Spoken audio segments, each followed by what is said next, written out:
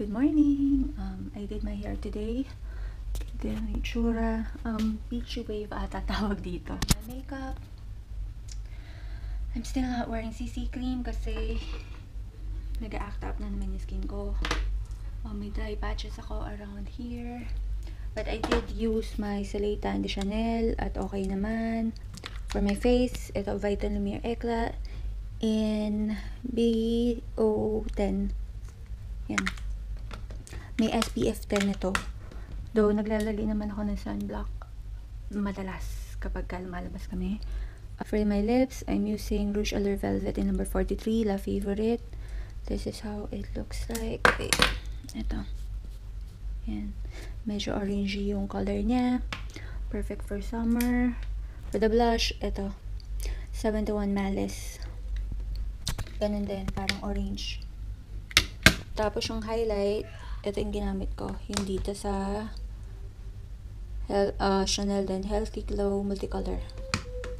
Ayan, pin-repair ko na para kita, mabilis. And I'm struggling kasi I'm using one hand lang. Yan, ito yung ginamit ko. Yan. For my eyes, kinurl ko yung lashes ko and then apply, I think 2 coats of mascara lang. Non-existent talaga. Okay. For my outfit of the day, ito, repeat performance. I'm wearing this oversized dress from Zara. High-low. Yan. Yung shoes, ito yung Echo ulit. Very comfortable kahit na laging natatanggal yung sintas. The bag I'm currently using is my Hermes Bolide in 35. Jewelries, ito pa rin, Philsherial watch, dangle, ring, engagement ring, my diamond earrings from Damas.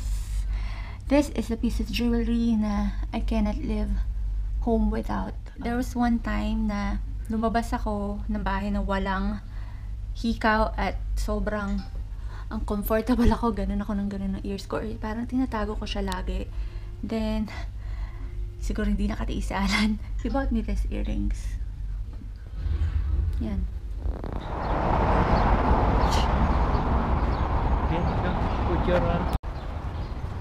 Wait lang, Brent. Rika dito. Come.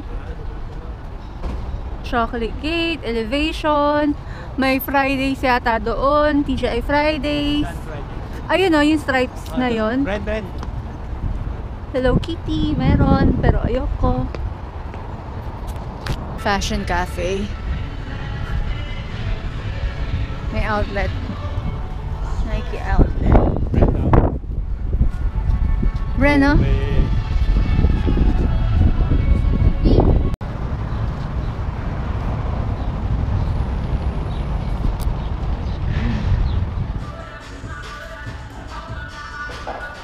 We're here at TGI Fridays.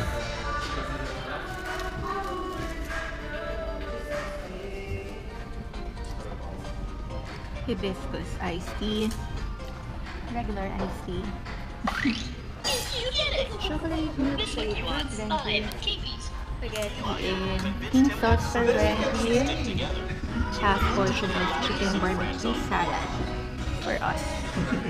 Grilled salmon with shrimp. This one is tomato salad. Akala ko ito, itlog na maalat. Ano pala yan? Anong cheese to, honey? Mozzarella. Ayun. Rice. Kay Alan ito. Ano to, honey? Mahi-mahi. Basta fried and then asparagus with shrimp then. Yeah. Let's eat! We're here at Rimal Hotel and Resort. Beach Hotel and Resort. Mayroong may bazaar kaso masyado kaming maaga. Yan. Yan, free yan. Pwede pumasok si Brent kaso mainit at malamang mainit yan. Mapapaso lang siya. Mamaya ito, pag gamitin nyo, pag nasilaw sa araw. Pag nasilaw. Sabihin mo. Sira.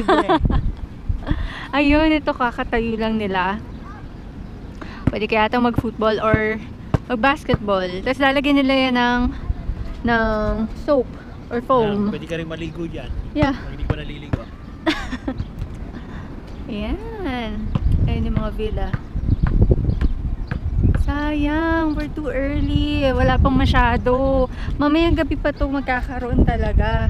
Eh kaso naman, Diyos ko, pag gabi na, wala nang parking space. Malamang may program tonight. Ito. Ay, we're too early. Sabi nila 50 stalls daw to. But so far, ilan-ilan lang yung bukas. We're just enjoying the view. Yun na lang. I feel like, We're here at Kuwait Scientific Center. Wala, sobrang init. Uwi na lang kami. Tapos si Brent bumili lang nung chocolate chip cookie. init-init. Wala namang aircon pala sa dagat. Bumili lang nito, yun lang. Tapos kanina, nag-ano kami, sinubukan namin yun sa Facebook. Yung live feed. Yeah. 25 minutes. Habang bumibili kami I ng want to buy the cookie. Teta. Ritual Teta 360. Ayoko nun. Mahal. 100. Expensive. I will buy for me.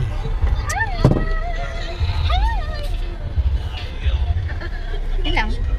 Ang init ngayon, no? Iba na, mainit na ngayon. Iba na yung init. Wala na. Malamang puro kami indoors o kaya bahay. Pero at least na-enjoy namin kasi, di ba, every Friday, simula nung medyo lumamig, pupunta na kami sa Scientific, pupunta na kami ng park. So, medyo na-enjoy naman namin ngayon. Dahil itong summer, malamang hindi na kami makakalabas. Katulad ngayon, 30, ilang degrees ngayon? Parang mga siguro 27? 30 siguro, 33 ganun. Mainit na. Kaya, sandali lang kami talaga sa Scientific kanina. Bumili lang kami ng pizza. O yun, 25 minutes, 30 minutes. Hala, tapon? Opo. Ano nalaglag? Hindi, yung neck pillow niya nalaglag. Kinabahan naman ako. Dahan-dahan, Daddy. Dahan-dahan daw kasi. Dahan lang naman ako. Dito dapat namin ipapasok si Brento, International British School. Pero, Dito, hindi mo nakatutok. ay, oo nga. Sorry, hindi ko napakita. Oh no, dito. Ayun, dapat doon namin siya ipapasok sa International British School. Kaso mas, sabi sa amin, mas magandang araw yung ngayong school ni Brent. Dito kami bandang kahit. Pumunta si Alan sa pharmacy, may binili lang. Nakabili ka acetone? Yes. Kasi- Kasi, lakas mo sa akin. Yung kuko ko. Makakalimutan ko ba? Ayoko naman ng weekly na magpamanicure kasi alam niyo, nangingitim yung dito, yung sa cuticle. Sabi nila pag madalas ka nagpapamanicure, mangingitim yung cuticle mo. Tsaka Madali mas, ka magmamanicure, maubos pera mo. tsaka maubos yung pera. Minimum na manicure dito is 5 KD, which is around 750 pesos, no? Mani, pedi, foot spa na yon. Yung pinupuntahan ka ng isa na medyo social, 10 KD, which is 1,500.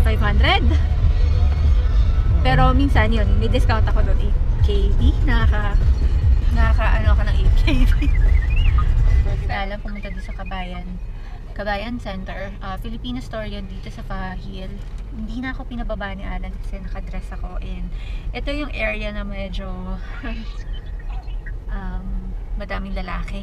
Maraming tambay na lalaki. Kasi maraming tao. And para makaiwas lang sa unwanted stares, hindi na kami pinababa ni Alan. Siya na lang yung pumunta dun sa may Pinoy store. Kasama ko si Brent. Ayan, nasa likod, nag-iPad pa rin. Nagbabakasakali si Alan na merong saging na saba kasi gusto niyang magluto o di ako ng turon o kaya banana cube. Nagkikrave na naman siya. Next week, mamumblema kami kung saan kami magpa-family day o kaya baka indoor. Hanap kami ng lugar na makakapaglaro si Brent. As of now, hindi talaga. As in, sandali lang kami sa Scientific Center. Hindi na masyadong nakapag-basketball si Brent. Parang bumili na kami ng ng cookies. Yun lang talaga. Itong mahirap dito, pag summer na, masyadong mainit. Umaabot siya ng minsan lalo na 55 degrees. Lalo na pag Ramadan. Sobrang init. Na ayaw mo nang lumabas. Doon ka na lang sa bahay. Though hindi ka naman pagpapawisan kasi dito hindi naman humid. Ang problema is masakit sa balat. Lalo na ako, lalo na yung mga bata, hindi pwede. Madaling magka-sunburn. So dito, mas talaga yung sunblock. Pasensya na, tingin ako ng tingin sa bintana ako. Medyo naka-conscious ako kasi medyo maraming tao dito. Sige, mamaya na lang. Pinagtitinginan na ako. We're home now. Grabe, parang pagod na pagod kami. Katabi ko si Alan. Nakahiga din, nakaganito din. Pero siya nakapaghubad lang ng long sleeve niya. Eh, may sando naman siya. Yun na yung pambahay niya. Si Brent naghuhugas ng puwet. Grabe. Parang nakakapagod. Imagine, sandali lang tayo sa labas ng honey. Tapos parang pagod na pagod na. Natamad ako magbihis. But I have to. Magpipintura uli ako. May pintura ako ng pinto. May varnish na nabili na yung ano ni Alan. Yung forma ni Alan. Nabila na ako ng varnish tsaka ng paintbrush. Pwede na akong magpintura uli. Ngayon, pinto naman. Yung walls.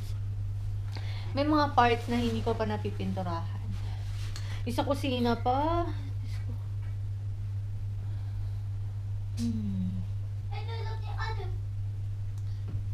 Yan lang. Ano pa bang gagawin ko?